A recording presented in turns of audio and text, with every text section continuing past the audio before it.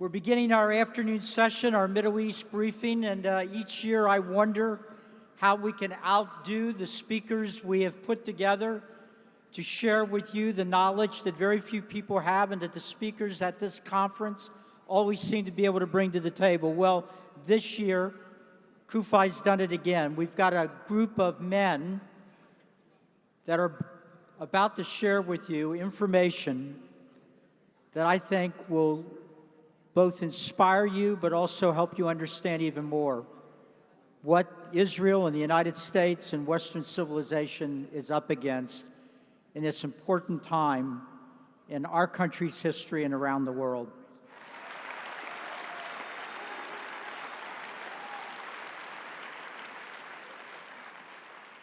I know it's trite, but I'm going to say it anyway. I don't think the next speaker needs an introduction. Elliot Chodoff is, it seems like you're are you on staff, Elliot? Because you're at every event I go to. Elliot is an extraordinarily knowledgeable man. He's been at many annual conferences of CUFI because he knows so darn much. If we don't have Elliot, we got to get 2-3 other speakers just to match what he knows. Most importantly, Elliot is deeply entwined and connected with the Israeli government and the various agencies in Israel that work tirelessly to keep that nation safe. He never ceases to give information that makes me even more worried than I was before I heard him speak. Look, there's all kinds of accomplishments here. He's a major in the IDF reserves.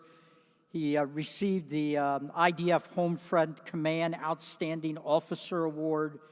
He's an expert in infantry, weapons, and tactics. But I think most importantly, he's the kind of man, of which there are many in Israel, that keep that precious country safe from those that every morning get up dreaming that maybe today is the day they can begin a second Holocaust. I give you our good friend and an Israeli hero, Elliot Chodoff.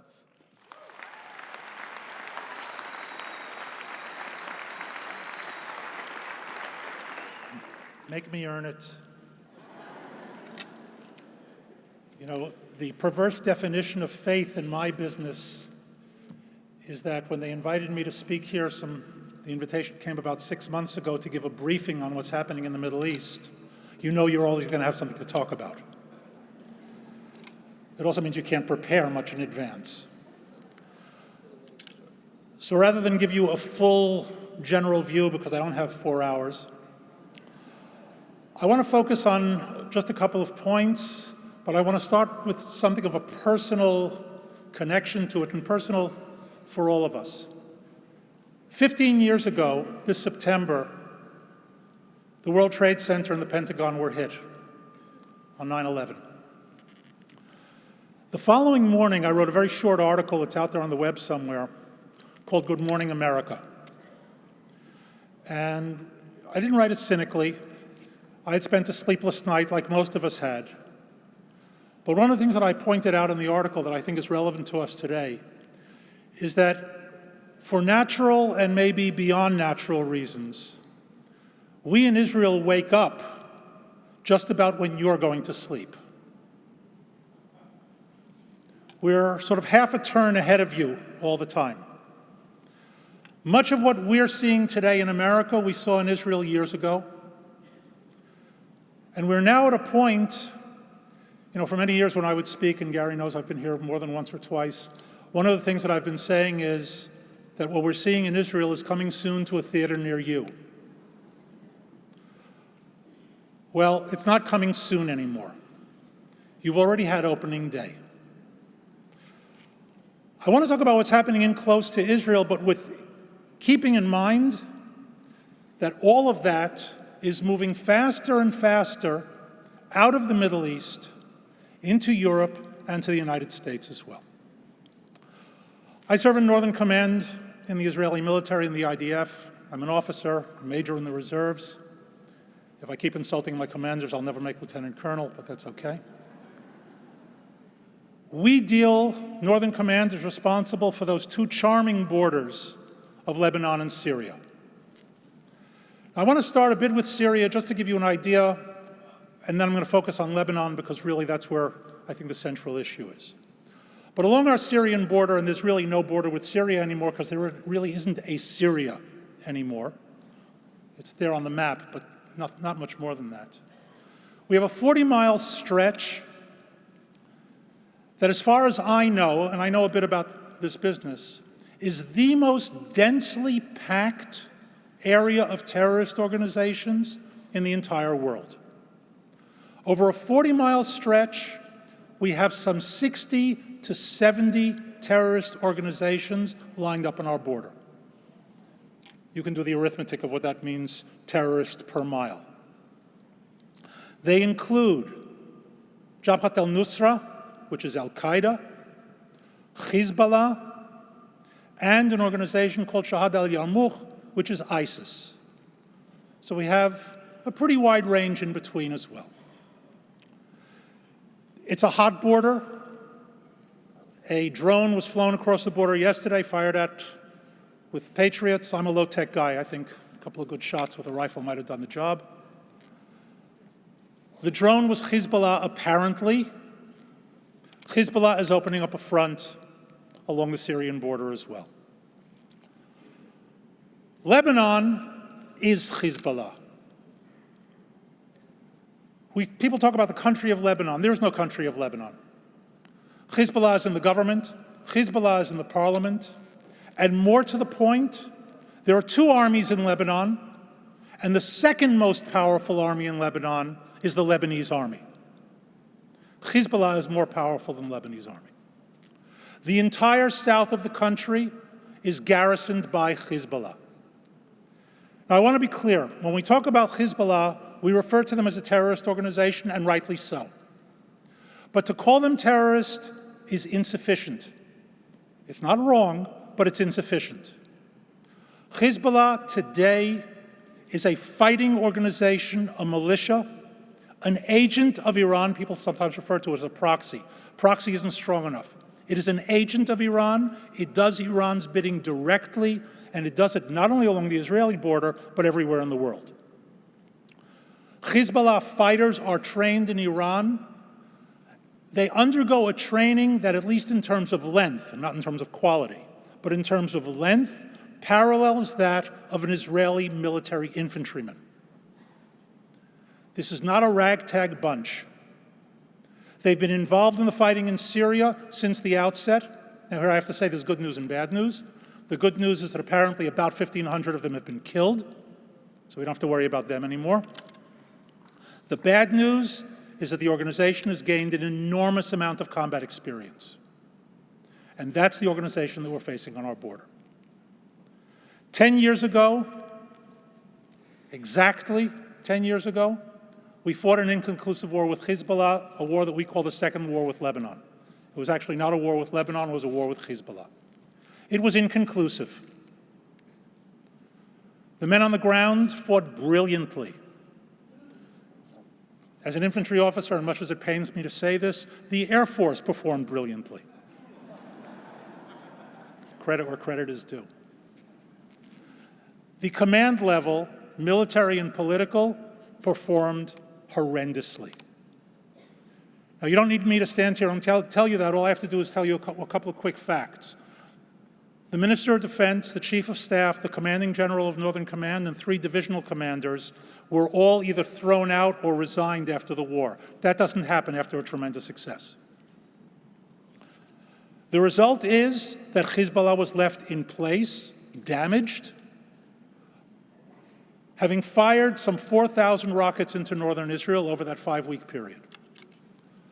Both sides went back. I refer to it as halftime. The other half hasn't happened yet. At the end of the war, both sides went back to their locker rooms, so to speak, and began to think about the next half. We learned many, many lessons and implemented them, but so did Hezbollah. And I want to tell you about 2 of them that we are likely to face the next time it happens. Don't ask me when, because I don't know. But the next time it happens. Lesson number 1 that they learned is that 4,000 rockets weren't enough. They started the war with 20,000. Today they have over 200,000 rockets in their arsenal, and they continue to acquire them. There's a myth, by the way, that I want to dispel. There's a myth that they're smuggling weapons into Lebanon. It's simply not true. Smuggling implies clandestine. They are shipping weapons into Lebanon in very, very large quantities by sea and by land across Syria. They are coming from Iran. 20,000 rockets that are larger caliber, longer range, and more accurate than anything they had in 2006. Today, they can cover all of Israel down to Dimona in the south and the Negev. In other words, virtually every Israeli population center, except for Eilat, is in range of Hezbollah missiles. Eilat is in range of ISIS missiles out of Sinai. Not only are those weapons more accurate and heavier, they have one other capability that they did not have in 2006. They have the capability of launching dozens of them simultaneously at a single target. In 2006, the average barrage, if you will, was 4, 6, or 8 rockets.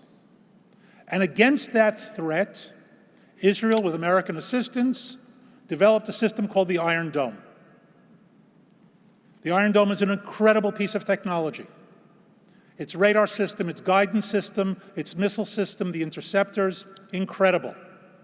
The Iron Dome will not work in the next round against Hezbollah, because if dozens of rockets are fired simultaneously at a target, Iron Dome will simply be swamped. Hezbollah, on that level, now threatens the overwhelming majority of the Israeli population. I'm not going to talk about casualties. I don't do this type of projections. But I will say that under those circumstances, virtually all of Israel's population will be paralyzed because it will not be able to operate with the sirens going off virtually all the time. The second thing that Hezbollah has done is they have organized assault units to the tune of 60, 70, or 80 fighters, terrorists, whose mission it is to cross the border and to take Israeli municipalities and towns along the Lebanese border. Now, if you've been to Israel, and even if you haven't, you could just look at the map. There are a bunch of small villages whose northern fence is the border. In other words, if you cross the border, you are inside them already. It is virtually impossible militarily to guard that kind of territory against any sort of advance by the enemy. You can absorb it, you can throw it out, you can defeat it by counterattack, but to simply hold it hermetically is virtually militarily impossible. In other words, we have to take for granted that what Hassan Nasrallah, the head of Hezbollah, says, that when he wants to take territory in the Galilee, and he has the force and built it in order to do it, he means it, and it's a credible threat. Just on those two issues alone, when we look forward at the next conflict, Israel is now faced with a situation that it has not been faced with since the year 1973. And that is that the period of what I call luxury war is over. Now, I want to be clear what I mean by that, because the people fighting it, it's never luxury. It doesn't matter what scale it's at. When they're shooting at you, there's no luxury involved. But as long as the country is not being threatened with major damage, the political leadership can afford to sit back and make relatively calm decisions. Furthermore, the Israeli military, under those circumstances, can put into practice what we teach to ourselves, and we teach it because we believe it. And that is to take all the care we possibly can in order not to kill or injure civilians on the other side. During luxury war, you can do that. You can say, you know what? If there's a target that I want to take out because it's an arms depot or a command center or a communications center, but there are civilians around it, and the result will be 2 high civilian casualties, tomorrow's another day. The day after that is also another day. We will get it. We won't get it today. If 1,500 or 2,000 rockets are falling on Israel on a daily basis, if Hezbollah assault teams are crossing the border trying to take Israeli municipalities, that luxury will have disappeared from the lexicon.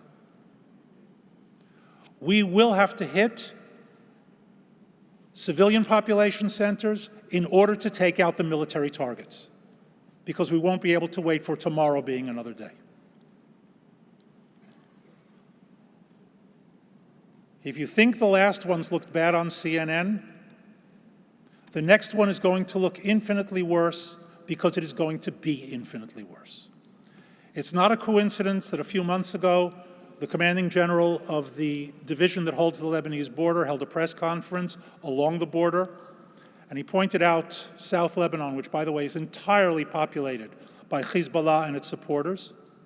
And he said, you see all those villages? After the next war, they're not going to be there anymore.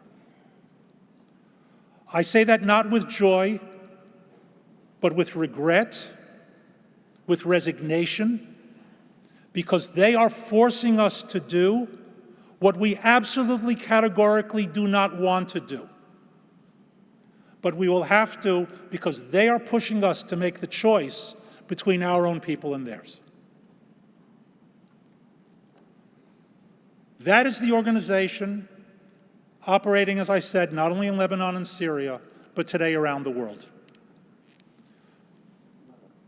It's been known for years that Hezbollah has infiltrated the United States of America in very large numbers through the Mexican border. This battle is now taking place on a global level. This morning, Pastor Hagee, one of my heroes, said that your presence here today shows the world and our enemies that Israel's enemies are also America's enemies.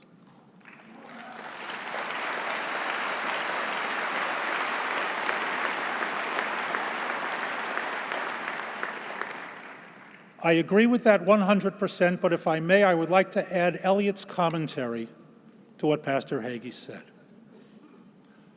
Israel's enemies have been America's enemies from the beginning.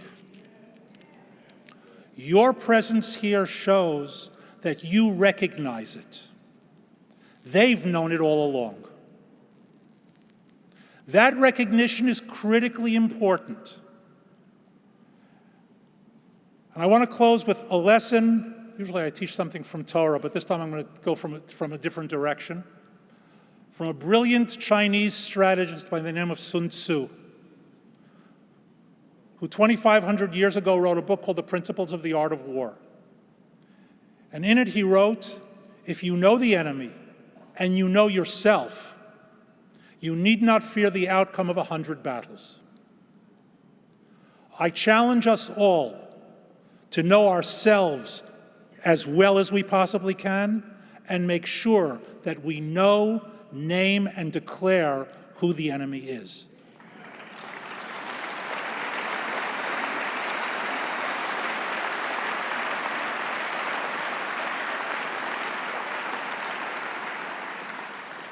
With that, we have 100 battles ahead of us. If we do it right, we need not fear their outcome. But we have to be sure, again, of who we are, who they are, know ourselves and know them, and be prepared to fight them. Thank you. God bless you.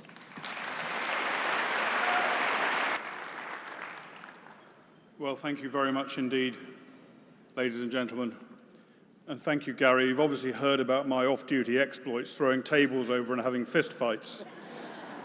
But I did actually ask you to keep that little business of the matches in the White House to ourselves. I'll be speaking later.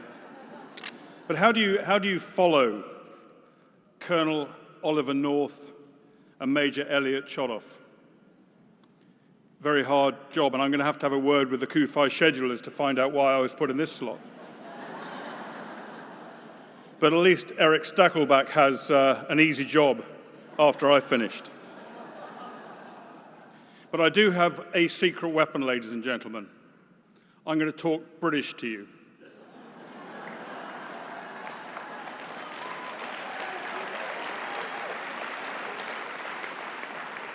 And I know that I know that every American thinks that anyone speaking with a British accent is intelligent. It's not true in my case, but just keep thinking it. I want to speak to you, ladies and gentlemen, this afternoon about tolerance, compromise, and goodwill in relation to the problems of terrorism, Islamic Jihad, the Middle East, Europe, and Israel. Actually, I feel a little bit like a pastor or a priest or even a rabbi talking about peace, tolerance, and goodwill. But we are where we are. We are in front of the Christians United for Israel. But I think tolerance, compromise, goodwill, there's too much of it.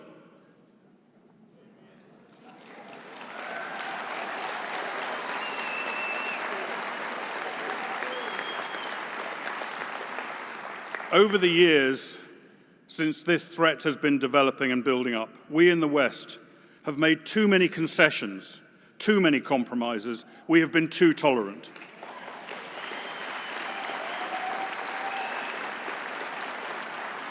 Our tolerance is quite literally killing us. When we give up ground, our enemies naturally want to push back even further and take even more ground away from us.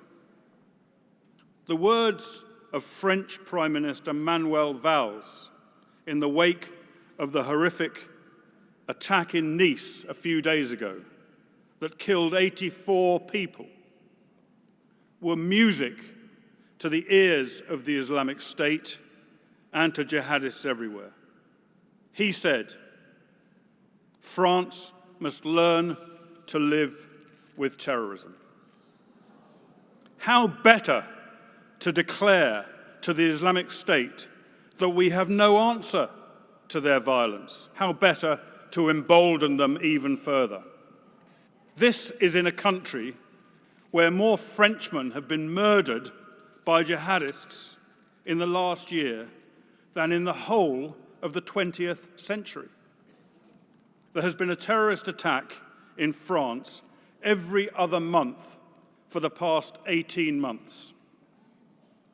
After the attacks in Paris last November, the French government made plans to get tough, to change their constitution to enable the 3 million Muslims who have dual nationality to be stripped of French citizenship if they were convicted of terrorist offences.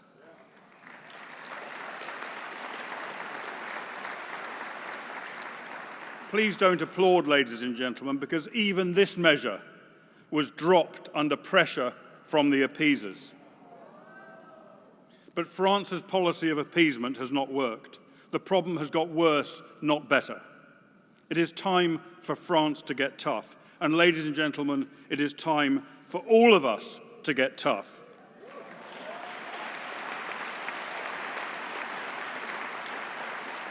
Our appeasement of Iran, which Colonel North mentioned, rather than having the iron will to confront the Ayatollahs, has led to a disastrous nuclear agreement almost exactly 1 year ago, an agreement that failed in its objectives to prevent Iran from ever gaining a nuclear arsenal, that released to the Iranian terror state $100 billion in unfrozen assets, and will give Iran hundreds more billions of dollars with international economic sanctions lifted.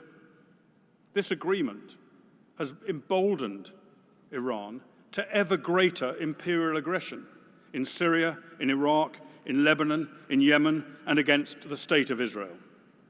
Even during and immediately after the negotiations, Iran openly flaunted its contempt for the United States, test launching ballistic missiles in violation of their obligations under UN Security Council Resolution 1922, which states that Iran shall not undertake any activity related to ballistic missile capability, the capability of delivering nuclear weapons. It is the same spirit of appeasement that has prevented the US Britain and their allies from dealing effectively with the Islamic State in Syria, Iraq, Libya, and Afghanistan. We have been paralyzed by fear of enraging our own Muslim populations and the increasingly powerful UN lobbies and human rights groups by the kind of decisive action against IS that is required to destroy them. This appeasement doesn't reduce the problem, it increases it. For many months now, the Islamic State has been seen to violently confront the world's only superpower and its allies, and remain undefeated. It has had setbacks for sure, but it has not been annihilated as it could have been and as it should have been. The appearance of supremacy of the Islamic State motivates and inspires radical Muslims everywhere, including in Nice, to take up arms against the West.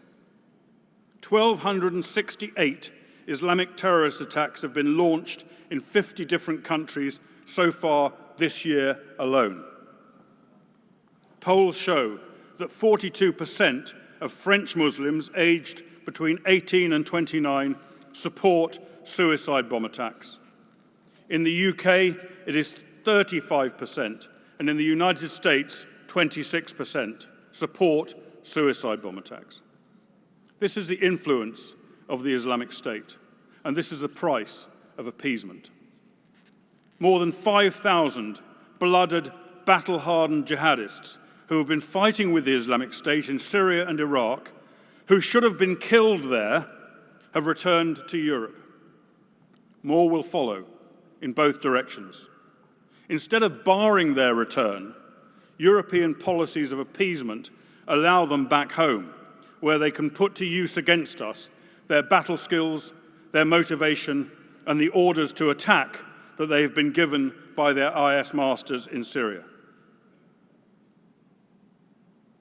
As a former infantryman, I'm not much given, I'm afraid to say, to quoting from the Bible. That's something I tend to leave to Army Padres and United States Marine Corps colonels.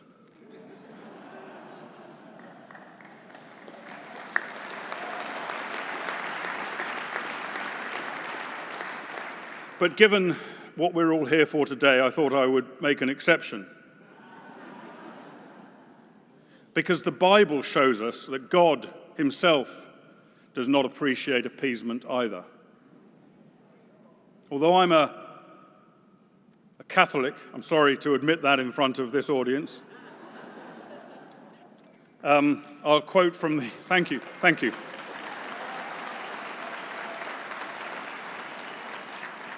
There are one or two of the chosen people here, the real chosen people. The book of Ezekiel, chapter 13, says this: "Even because they have seduced my people, saying peace, and there was no peace, and one built up a wall, and lo, others daubed it with untempered mortar. Say unto them which daub it with untempered mortar, that it shall fall. There shall be an overflowing shower, and yea, O great hailstones shall fall, and a stormy wind shall rend it."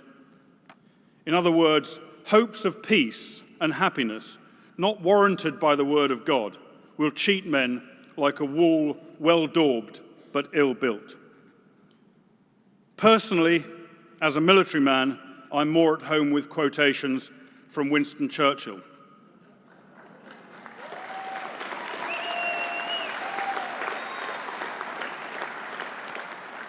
With his usual pithy succinctness, Churchill said, "An appeaser is one who feeds the crocodile, hoping it will eat him last." He knew from bitter experience that appeasement encourages the aggressor to greater acts of violence. That is why he alone in Europe and almost alone in Britain stood against the urge to reach an agreement with the Nazis and urgings of many senior politicians in London to agree an armistice with Hitler in 1940. It was the appeasement of Hitler in the 1930s that led to a world war and the deaths of 45 million people, including at least 6 million Jews in Hitler's extermination camps. In November 1941, Hitler and the Grand Mufti of Jerusalem, the Arab leader Mohammed Amin al-Husseini, had a 90-minute meeting in Berlin. There, the two of them agreed on the extermination of the Jewish people, both in Europe and in the Middle East. Had Churchill not stood up to Hitler, and had his military commander, General Montgomery, not stopped Hitler's imperial aggression in the Middle East at the Battle of El Alamein in 1942, the Nazi Holocaust would have extended throughout the region, butchering Jews from Tehran to Tunisia. Even after the Nazi defeat in 1945, in the 50s, officers of Hitler's SS helped train Palestinians, including Yasser Arafat, in the techniques of terrorism. Among other atrocities, Arafat's terrorist arm, Black September, murdered 11 Israeli athletes and coaches at the 1972 Munich Olympics. And former Nazis also provided training and support to the Popular Front for the Liberation of Palestine, who were responsible for the hijacking of Air France Flight 139, which eventually led to the greatest special forces raid in history at Entebbe 40 years ago this month.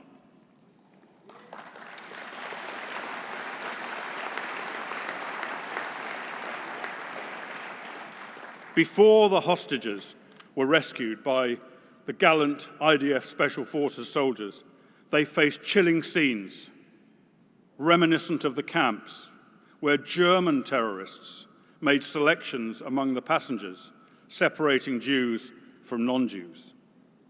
And even today, the methods of Palestinian terrorists in the West Bank, and especially in Gaza, resonate with Nazi techniques, to whom they owe their direct origins. It's in the recent conflicts in Gaza that Israel and her brave defenders, the IDF, have been most savagely demonized and vilified by the Arab world, by the UN, by human rights groups, and by Western governments who, instead of defending the legitimate actions of the one and only democracy in the Middle East, have joined in the shrill, malevolent chorus of attack in their enthusiasm to appease the haters of the Jewish state. And their appeasement here has had the same effect as appeasement in their own lands. It emboldens the terrorists and their supporters. Hamas, Palestinian Islamic Jihad, and the other jihadist war criminals who have the same agenda and the same doctrine as the Islamic State know that they cannot defeat Israel militarily. Instead, using human shields, they deliberately force the IDF to kill their own Palestinian people in order to bring down the inevitable Western pressure upon them. Supported, as they are, by a complicit and compliant world media, which in many cases has become a fighter on the side of Islamic terror. The IDF, with their greater moral superiority, takes unprecedented steps to reduce the lives of innocent civilians to an extent that no other army can achieve.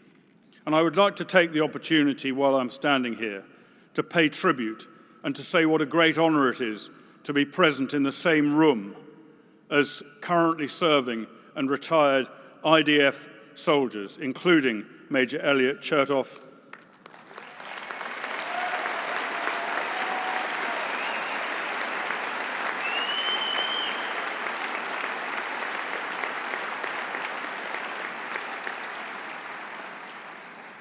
and I would also like to take the opportunity to pay tribute to what are perhaps Britain's closest military allies, the United States of America, which I'm sure is represented here by serving and retired military veterans, including Colonel Oliver North.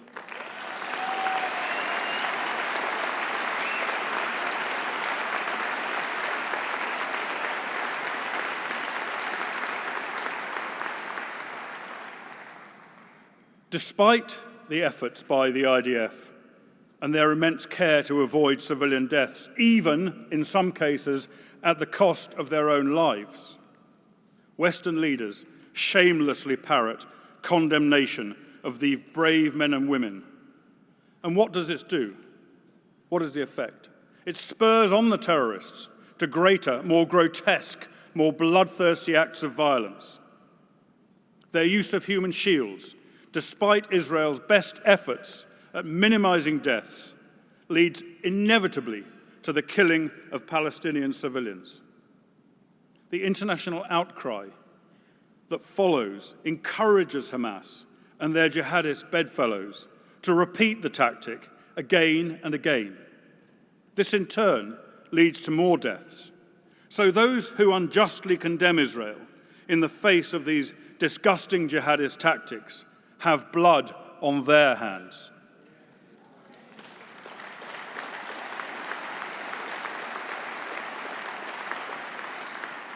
And the situation is compounded further by Western leaders themselves swallowing their own messages of appeasement, paralyzing themselves and neutralizing their own military forces in the face of human shields used by the Islamic State, the Taliban, and jihadists everywhere. It is a vicious circle that cannot be broken except by the abandonment of this dangerously corrosive appeasement and the adoption of a hard line against their enemies. This whole attitude extends to every aspect of Western military operations today, where self-destructive caution and fatal weakness prevail.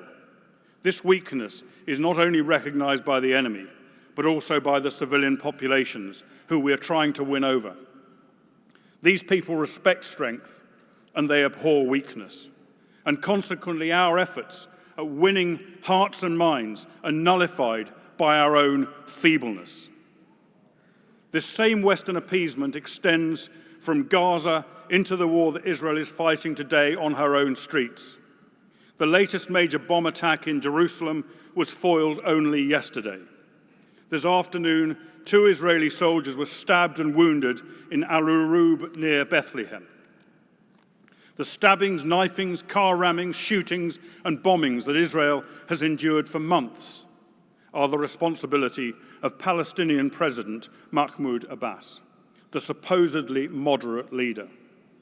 In a report published a couple of days ago by the EU, they blamed the so-called Israeli occupation for the violence on their own streets, and the EU even condemned Israel's lawful efforts to prevent the attacks from continuing. What better way of encouraging further violence against Israeli citizens? It is not only his poisonous anti-Israel, anti-Jew propaganda spewed out by Abbas's Palestinian Authority that penetrates the mind of every Palestinian man, woman, and child, that encourages them to horrific acts of violence and cruelty. It is also the glory that they receive, the official celebrations of their attacks, the naming of roads and parks in their honor, the pensions they are paid, and the money paid to their families, all of which incentivize violence. And ladies and gentlemen, where does this money come from? The money to fund and encourage terrorism, including the anti-Jew propaganda campaign, from your taxes and mine, paid over by our leaders who are eaten up by a blind determination to appease. We, the people, have become the unwilling funders of Islamic terrorism against the Jewish state. This sordid, shameful story is also being played out at a higher strategic level. Each time Israel has made concessions to her enemies, they have become more aggressive. Israel withdrew totally from southern Lebanon, Sinai, and Gaza. For her trouble, even today, she is being attacked from all 3 of these territories. Today, in a desire to appease the Arab world, as well as their own Muslim populations, the United States and Europe are trying to force Israel to withdraw from the West Bank and the Golan Heights, even without any concessions for peace by the Palestinians. They blame Israeli so-called occupation and settlements for a conflict waged by Arabs against Jews in Palestine that in modern times has been going on for more than 100 years, long before any occupations or settlements. They insist that Israeli withdrawal from the West Bank and the creation of a sovereign Palestinian state would bring peace to the region. As our esteemed director of CUFI, David Brogg, where is he?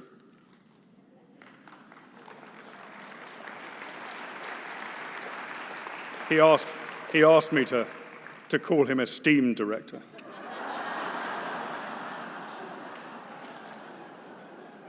As David Brogg rightly points out in an excellent article that he wrote this week, it is not in Israel's gift simply to withdraw from the West Bank and end the occupation.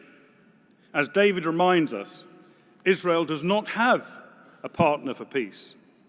Israel made comprehensive offers to withdraw in 2000, 2001, and 2008. All were rejected by the Palestinian side. In the face of President Abbas's continued refusal, even to meet Prime Minister Netanyahu to discuss peace, the Prime Minister last week addressed him via YouTube, proposing a 5-point plan for peace.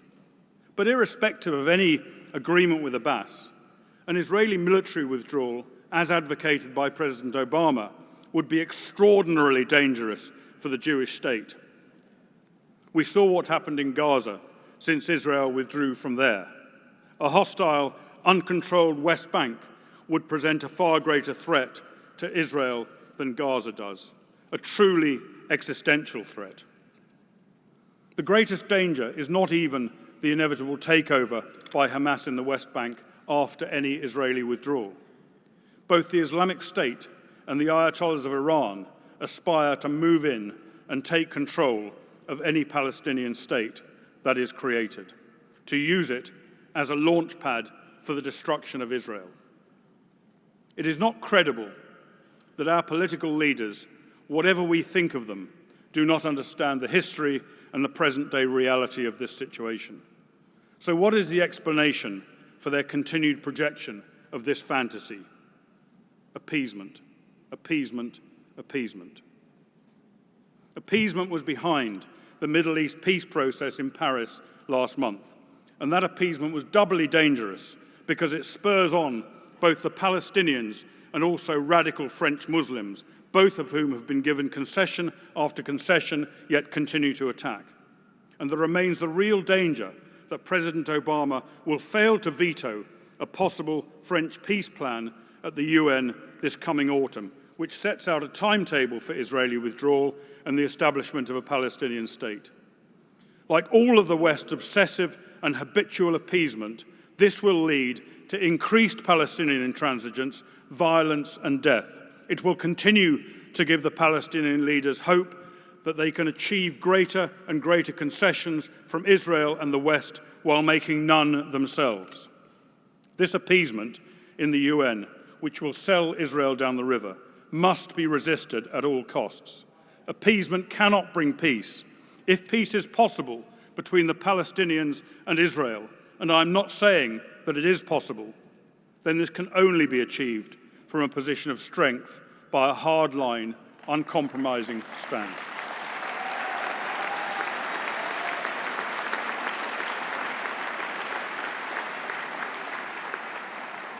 In conclusion, ladies and gentlemen, all of us here in this room care deeply about Israel, and we care deeply about the Jewish people. But even those of our countrymen who do not share our pro-Israeli sentiments should be deeply concerned about the continued appeasement of anti-Israel jihadists by our leaders. The time has come to end the appeasement, to be less tolerant, to make fewer compromises, to stand up for our values, for our civilization, for our religion, and for our way of life.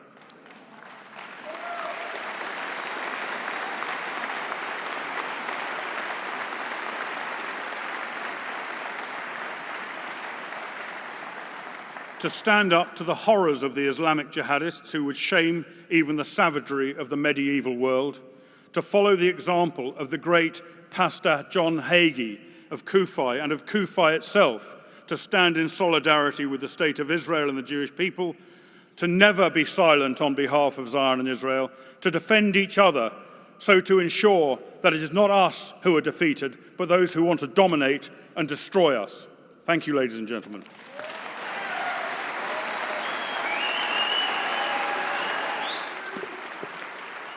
I heard that shofar. Shofar, so good. Folks, what an honor to be on this panel. And Colonel Kemp, you make a great point. I have a tough act to follow with heroes of mine, warriors, men. Remember men? They still exist.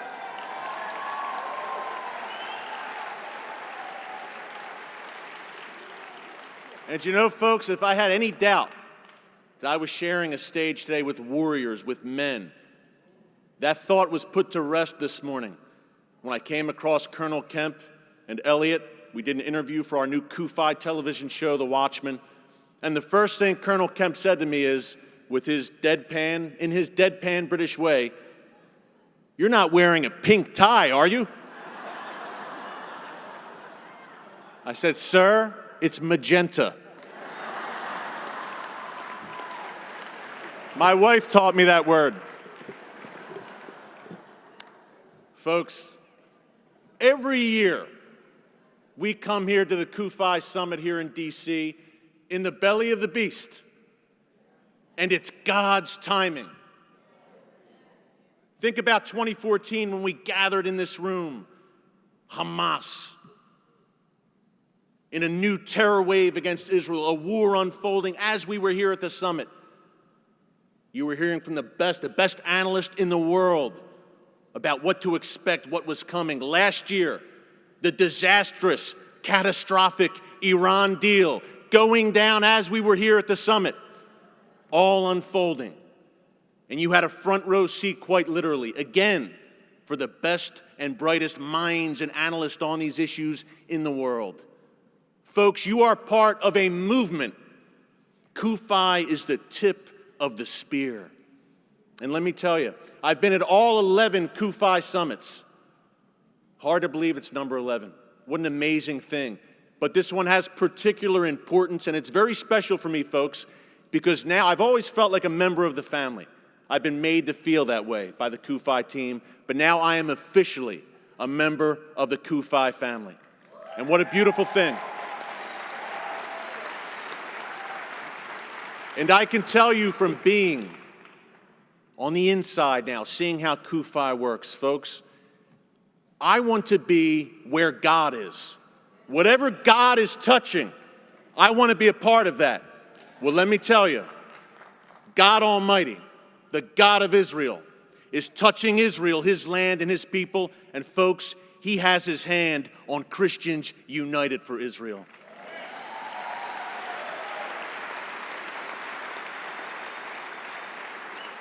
You know, I feel like a broken record a little bit today with what I'm going to talk to you about, what I'm going to share with you. In 2014, we talked about ISIS and Iran, those twin threats, the Sunni side, the Shia side of the jihadist coin. Now, in 2014, we gathered here just a few weeks after ISIS declared a caliphate, an Islamic state in the heart of the Middle East. Well, today, I'm going to hit the same topics: ISIS, Iran. If we have extra time, I may fit in some Broadway theater just to lighten the mood a bit. But folks, a very sad day for me to say that yes, we're talking about the same topics, and they haven't improved. The warnings of people like Colonel Kemp, Oliver North Elliott have not been heeded. And we're in a more dire, perilous, and dangerous predicament than we were in 2014, than we were last year when I stood on this stage. Now, my theme last year was, why should you care about what's happening in the Middle East? Why should you, sitting here in our comfortable lives in the United States, the most prosperous country in the history of the world, separated by oceans, why should you care about what happens over there, thousands of miles away? Why does it affect you? Well, folks, let me tell you, after Nice, France, Orlando, San Bernardino, Brussels, Istanbul, Paris. If you don't know by this point why you should care about what happens over there, you're probably in the wrong building right now. Because the barbarians are not just at the gates, they're inside the gates. Now, it's interesting, ISIS has lost some ground in that caliphate we're talking about, that Islamic State in the very heart of the Middle East. They've taken some lumps. But as this caliphate has decreased, their activity around the world in other theaters, including here in the West in our backyard, has increased. You know, it's interesting, Elliot, as well. Major Chodoff talked about how Israel has been on the front lines. It's almost like Israel, and I hate to say it this way, but almost like a test lab for jihadists. Every method of terror is seen in Israel first. And then it comes here to our shores, because Israel is the first line of defense for Western civilization. And ladies and gentlemen, if Israel goes down, we all go down.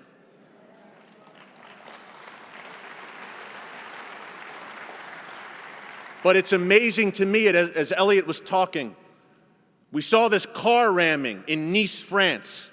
Just last week, at least 84 people killed, over 100 wounded. Well, guess where else we've been seeing car rammings on a regular basis over the past year and beyond? The state of Israel. Car rammings on a regular basis. Stabbings, shootings, suicide bombings. Now it's all coming here. As people like Elliot warned for years. Folks, what's next? Rockets? Terror tunnels like Israel's facing now? Does that sound like an exaggeration? Our lack of imagination really cost us on 9/11, because our enemies are not just bearded guys in a cave someplace. They're intelligent. If you look at the roster, the ranks of ISIS, most of them, and many of them come from the West, are middle class, well-educated, college-educated. Poverty does not cause terrorism. Ideology does.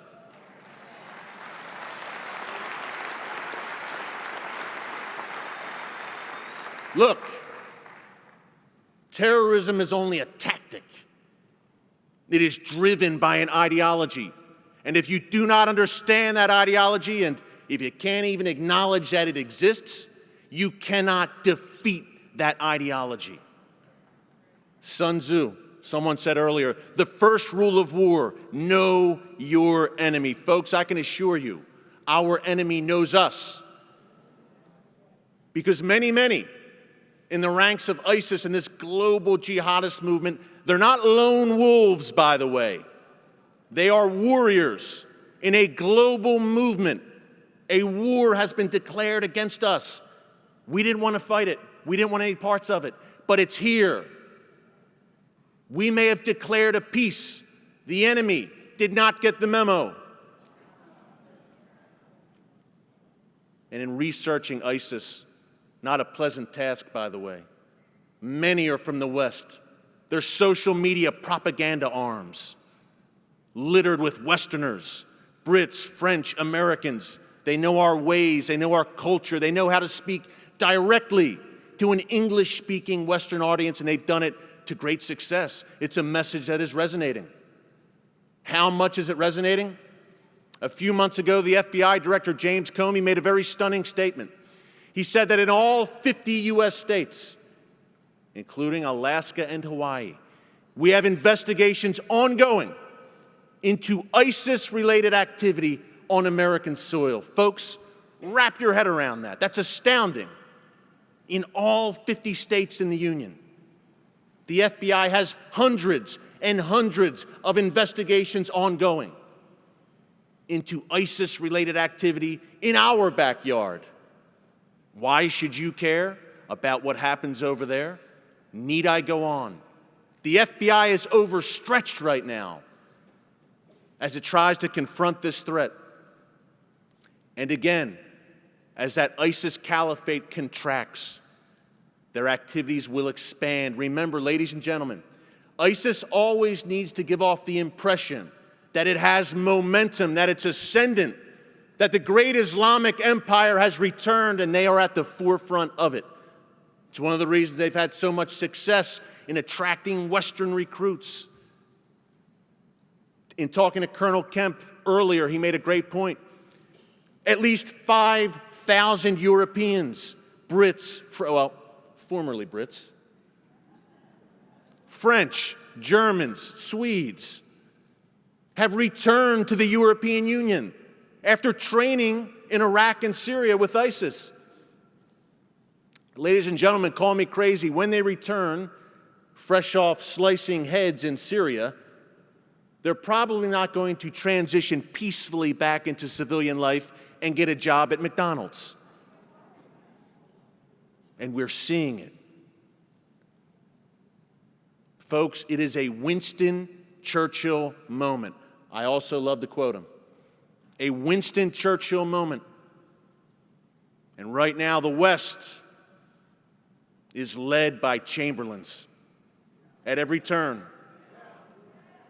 I see one man in the Western world, a leader in Judeo-Christian Western civilization who names, acknowledges the enemy, and knows what it takes to defeat it.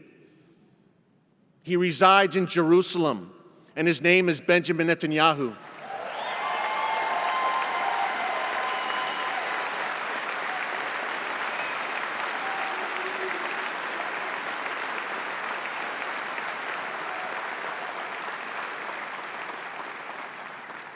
Memo to Western leaders: he is our friend, and Iran is our adversary.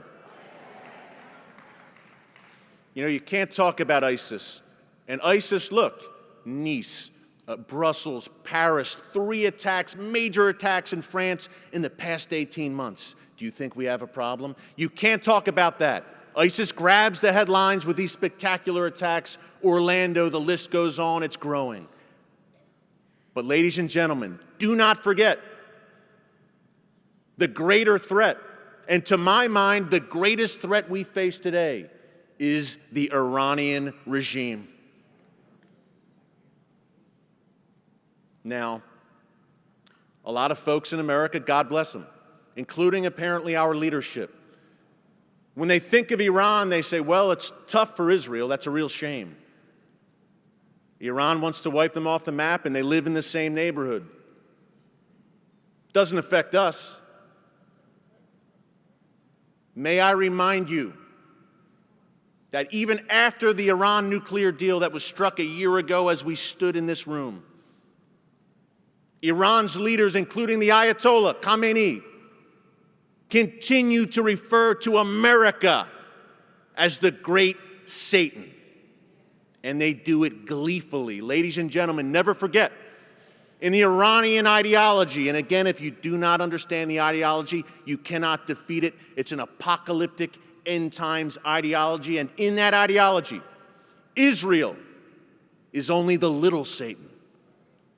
It's America that is the great Satan and the ultimate prize. There's a reason when there's parades in Tehran with military officials, with the supreme leader, and with the moderate Hassan Rouhani, so-called Iran's president. There's a reason they still stomp on American flags next to Israeli flags. Appeasement truly does not work, as we heard earlier.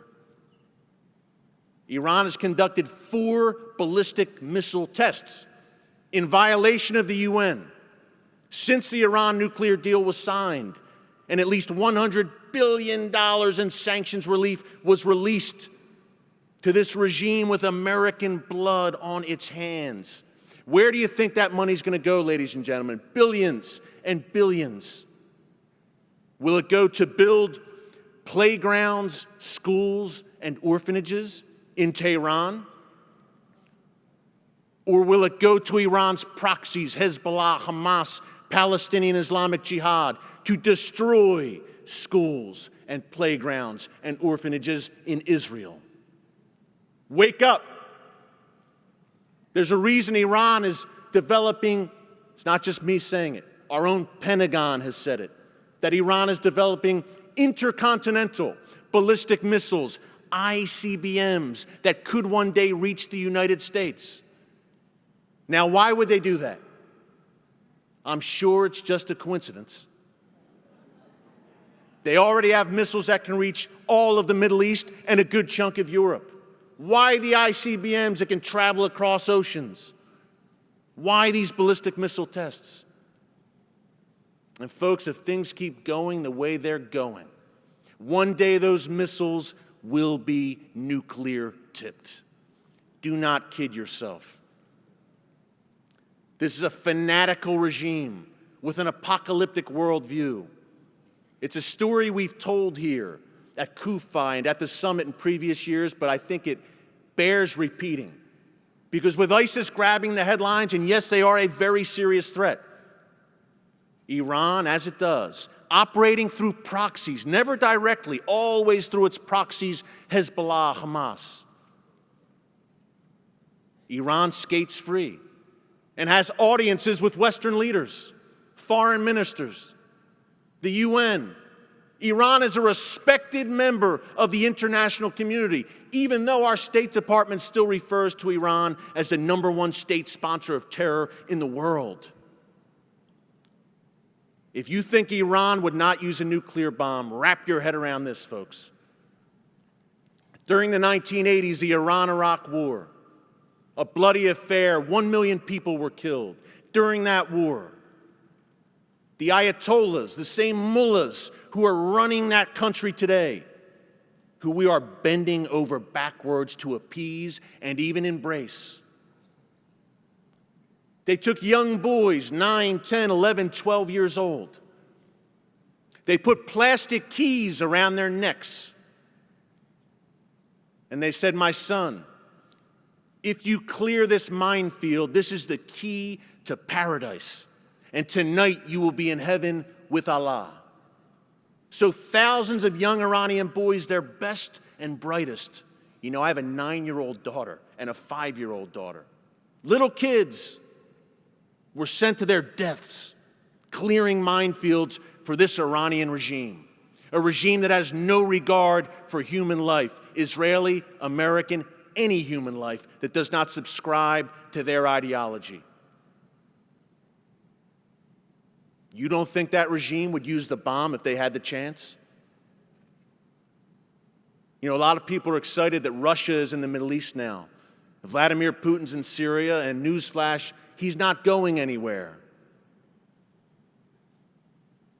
But I just bring this up briefly.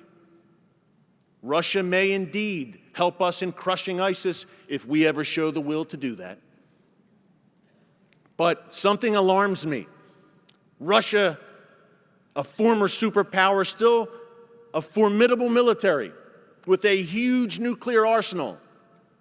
Folks, I'm alarmed that that regime under Vladimir Putin is shamelessly and openly aligning itself with jihadists of the Shia variety, Iran and Hezbollah. The tactics differ from ISIS. Some of the theology differs, but they are two sides of the same coin at the end of the day, and they all want the same thing. And that includes a future without America and without Israel. You know, Hassan Nasrallah, the leader of Hezbollah, made a very stunning statement, not surprising to any of us who follow this. A few years ago, he said, "It's good that all the Jews have gathered in Israel. That saves us the trouble of hunting them down worldwide and killing them. They've all gathered in one place. They've made our job easy." Make no mistake, the Iranian regime and its arm, Hezbollah, it's an arm of the Iranian regime. Southern Lebanon is Tehran West, at Israel's doorstep. It's not just Jews in Tel Aviv. It's Jews from Tel Aviv to Texas to Toronto who they want to slaughter.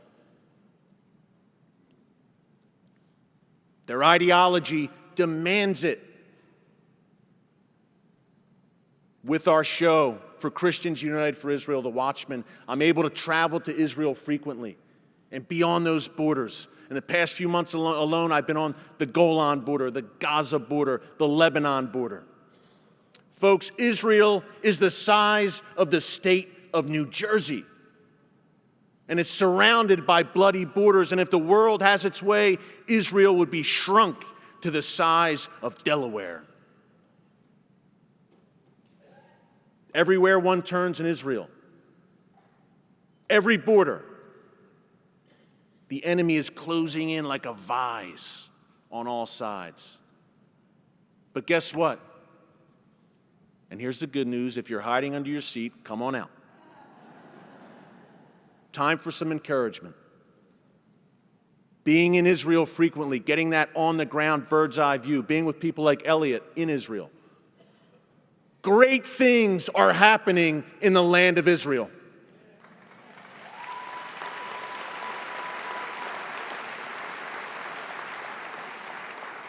No, really. When I said earlier that God is moving, and what is God doing in the world right now? What is he up to? Israel is what he's up to. Folks, I'm seeing medical, scientific, high-tech breakthroughs come from this tiny nation. Again, the size of New Jersey, blessing the entire world, revolutionizing technology, the medical breakthroughs, the humanitarian work that Israel is doing. If there's a natural disaster in the Philippines, in Indonesia, anywhere around the world, who are the first responders there? In every case, they're Israeli. There's a spirit in Israel right now. It reminds me of America in days past, and I hope we can recapture this spirit.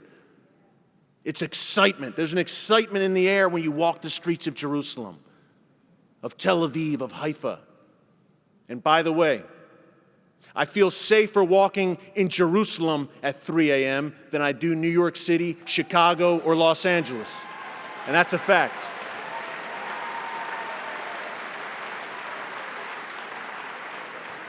Ladies and gentlemen, there's an excitement in the air in Israel right now. Innovators, entrepreneurs. It's flowing with creativity. Polls show that Israel is one of the happiest nations in the world. Against all odds. How? Why? Because the God of Israel exists.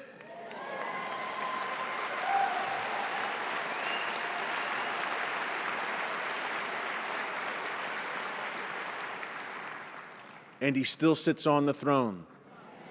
And by the way, in doing this show for Christians United for Israel, what we're bringing to you each week, I get a chance to put on my Indiana Jones hat once in a while and do some archaeological stories.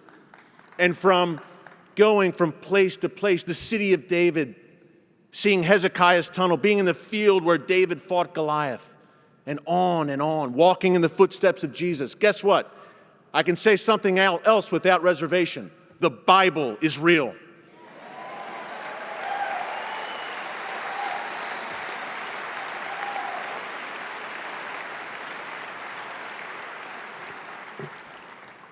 Folks, I conclude with this.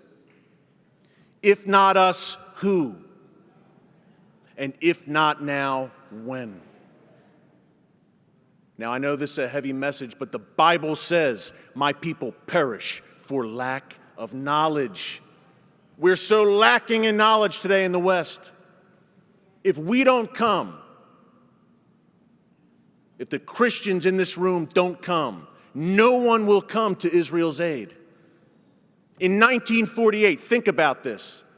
Out of the ashes of the Holocaust, 6 million Jews slaughtered. Just 3 years later, the Jewish people were miraculously reestablishing their ancient homeland in Israel. Just 3 years after the Holocaust, the world was saying, never again. But when the Arab armies converged on this new fledgling state of Israel, no one lifted a finger to help. The Jews were on their own once again. In 1967, similar today, we had an administration that tried to tie Israel's hands before the Six-Day War. Thankfully, Israel did not listen to that bad advice. We have the BDS movement, boycott, divest from, sanction Israel, which is just the same goal as terrorists. It's just destroying Israel by different means. In their view, diplomatic means. Death by diplomacy and boycotts. If we don't speak up about this, no one will. No one will. And in your heart, you know it. In your heart, you know it's not a coincidence that you're here. You could be in Cleveland. You could be outside. It's a hot day. You could be down at the beach. But you're here. Why? Why? Why did God put you in these seats today? Because we have a special charge.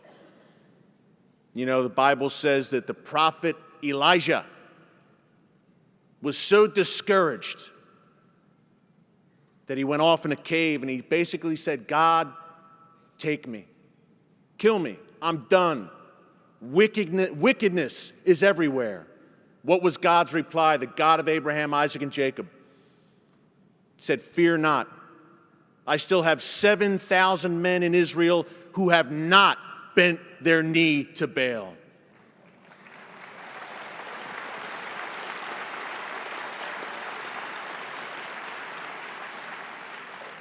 I'm pretty sure no one in this room is bending their knee to Baal or any false doctrine or ideology.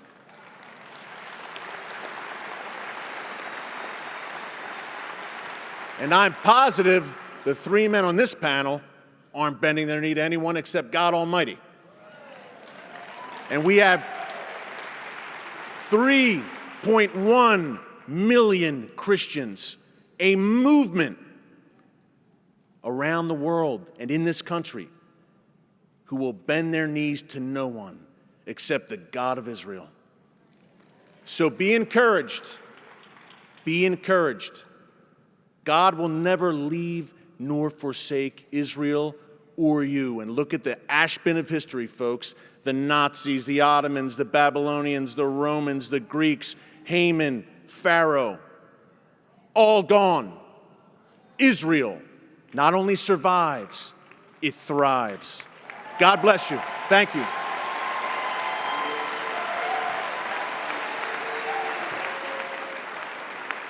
Thank you, Eric. Thank you. Folks, we got a few more minutes. Let's try to get a couple of questions in while we've got all this experience and all this brain power on a panel. The president refuses to use the name radical Islam to describe the enemy. Some people say, including him, that it doesn't really matter, he says. What's it matter what we call them? It's just rhetoric.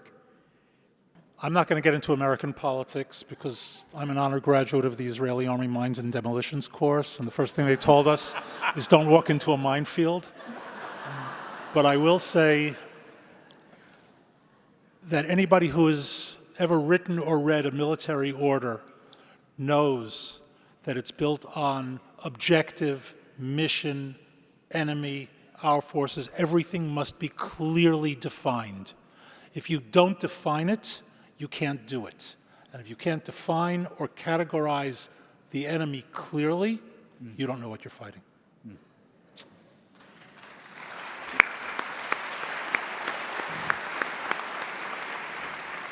Colonel Kemp, would you like to?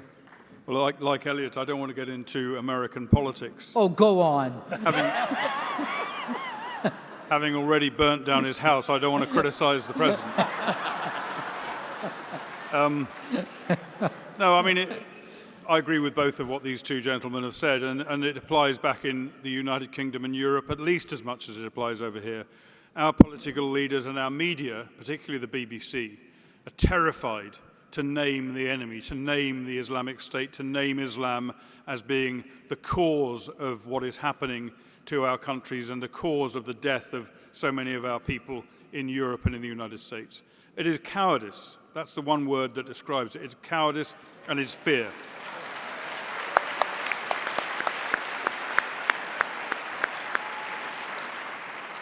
Folks, during World War II, what did we call Adolf Hitler and his barbarous minions? Nazis. During the Cold War, what do we call the Soviets? Communists, Stalinists. Today, we are locked in an existential struggle against radical Islamic jihadists.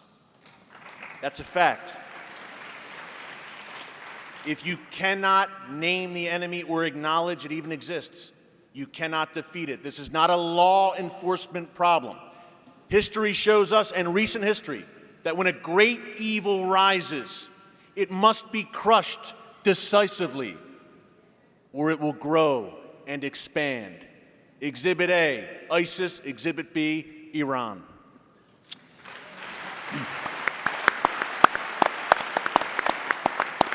You know, not to put too hard of a political point on it, this problem with naming things correctly, quite frankly, has been bipartisan. George W. Bush, who is a wonderful man, a fine man, was really the first one that started referring to a war on terrorism. Terrorism is a tactic. It's not something that's declared war. It would be like declaring war on sneak attacks after Pearl Harbor. That wouldn't make any sense. So elites seem to have this problem in both parties of saying clearly what is happening. So in its own way, if there's an IRS agent in the room, it's not really a partisan issue as much as it's an issue with a lot of people in Washington that just can't seem to talk straight to the American people. There's a big debate going on, and Secretary Kerry, who's not running for anything, so I think we can comment on him, has been suggesting that the way we can measure our success against ISIS is that the number of terrorist attacks will go up.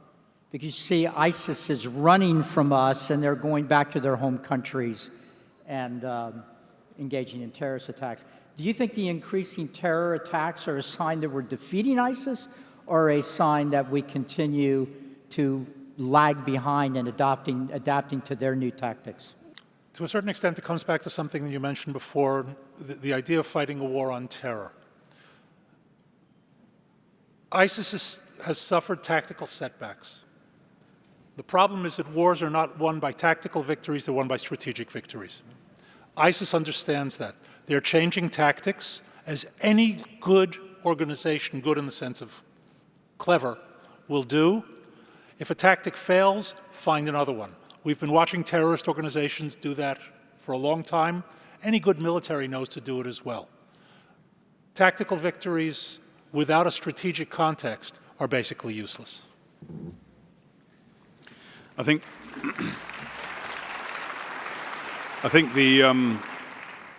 I mentioned it in my remarks earlier, but in effect, the current situation with the Islamic State is that they are suffering setbacks in Iraq and in Syria, but these may or may not be permanent setbacks. Historically, they've taken ground, they've had it taken away from them, they've recovered it. We don't know how this is going to operate, but it is all tactical level issues. They could have been annihilated. There is no question in my mind that had the United States, the greatest superpower the world has ever seen, with its strong allies, and it does still have some around the world, had it chosen to do so, it could have annihilated the Islamic State by now. Maybe not completely eradicated its ideology, but certainly destroyed its capability to operate, as pretty much it did to the Al-Qaeda movement in Pakistan. But what you've got now is a situation where it not only operates, it not only continues to carry out horrific attacks and torture and bestiality around the globe, or particularly in its region, but it also inspires these attacks among Muslims, some of whom are not originally radicalized, but become inspired by this organization that stands up against the great Satan and is not defeated by the great Satan. This is the figures for declared Muslims around the world who support and admire ISIS. I haven't got them off the top of my head. They are very, very shocking, and that's the ones who declare it. There are many others who who privately support it. And this leads to the kind of terrorist attack we've seen in Nice, this kind of inspiration. The inspiration needs to be stopped, it needs to be choked off, and it isn't a question of even the regional players dealing with it. We have to be seen to deal with it. The West has to be seen to defeat them.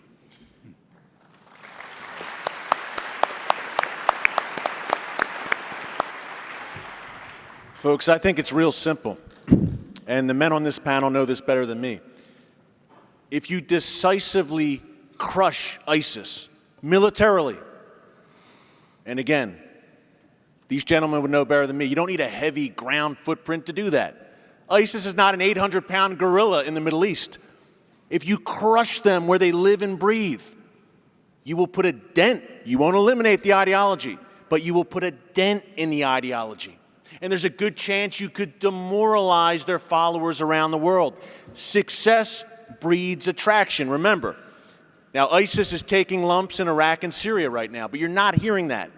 What you are hearing and what you're feeling here in the West, Nice, Paris, Brussels, Orlando, San Bernardino, success breeds attraction.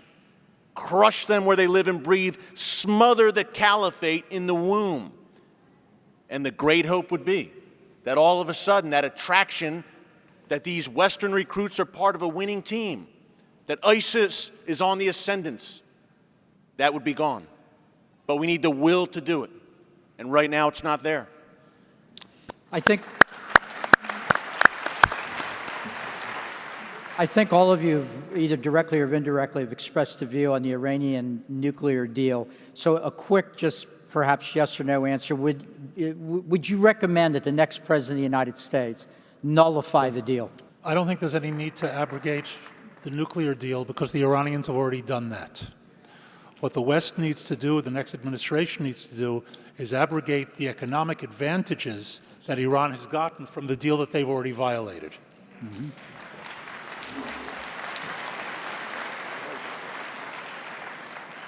I think it's interesting the way that the deal unfolded, and of course Britain, being a member of the P5+1, which made the deal with Iran, was a party to the deal. And I was quite struck by the complete lack of interest in Britain about a deal which ended up and predictably resulted in the creation of not only a nuclear Iran, would lead to that, but also led to the expansion of the greatest terror threat the world has got today. And there was no interest in Britain. Britain didn't really, probably hardly anyone knew it was going on.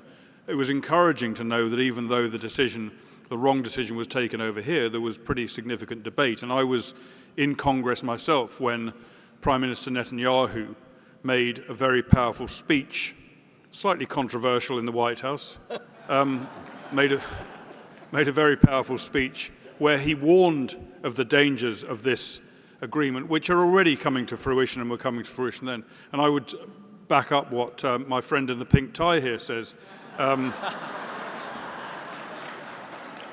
probably the one world leader today who is more of a Churchill figure than any others is Prime Minister Netanyahu, who's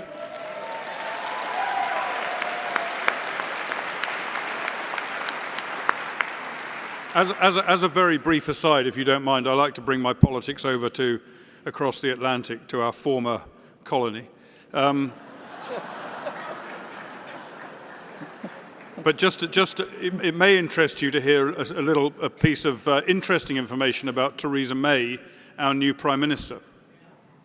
On Monday, Theresa May was told she was probably going to be the Prime Minister on Wednesday. Before that, there was going to be a long, drawn-out election which would have resulted in a decision in September for the new Prime Minister. But on Monday she was told, it's all off, you're going to be the Prime Minister on Wednesday.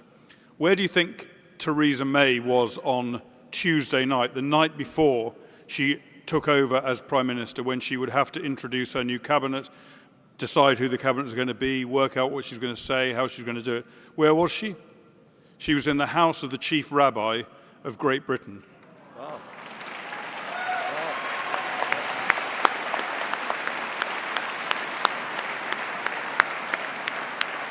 And she was honoring a long-standing dinner invitation to dine with the Chief Rabbi. I don't want to be a name dropper, but I was there as well.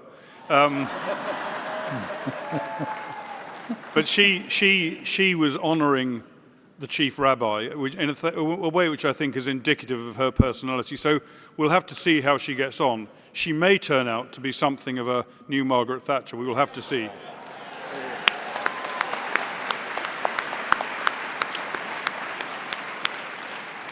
I know we have to wrap up. I'd say two things real quick. Number one, I should have mentioned when I was speaking, back in January, a group of American sailors seized by this Iranian regime, paraded in front of the cameras for the world in an attempt to embarrass and shame the great Satan.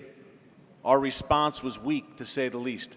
Number two, in regards to the Iran deal, I'd say tear it up and scatter its ashes over what I hope will soon be the carcass of this diabolical Iranian regime.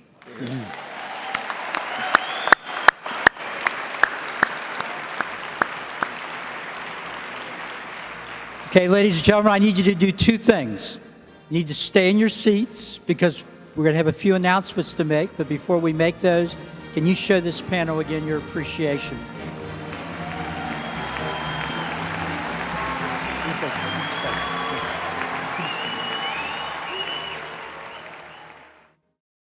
We would be pleased to send a complimentary DVD of this program to anyone who wishes to support JBS, the Jewish Broadcasting Service, with a tax-deductible gift of $36, double high or more, to the nonprofit organization Jewish Education in Media.